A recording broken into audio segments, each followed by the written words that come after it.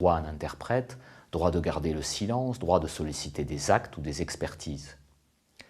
La personne mise en examen demeure en principe en liberté, puisqu'elle bénéficie de la présomption d'innocence. Il existe toutefois des situations dans lesquelles elle peut faire l'objet d'une mesure de contrainte, soit pour les nécessités de l'instruction, soit à titre de mesure de sûreté. Ces mesures coercitives, que nous étudierons par ailleurs, sont de 3 ordres: le contrôle judiciaire, l'assignation à résidence et le placement en détention provisoire. Voyons maintenant la clôture de l'information judiciaire.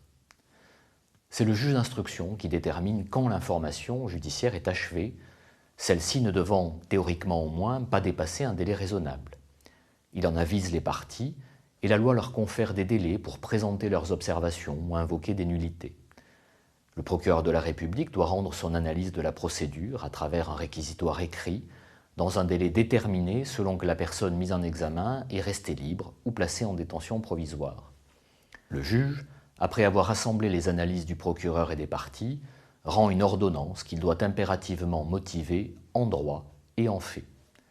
Lorsque les charges sont apparues insuffisantes ou lorsqu'un doute subsistera, il s'agira d'une ordonnance de non-lieu à renvoyer le mis en examen devant une juridiction de jugement.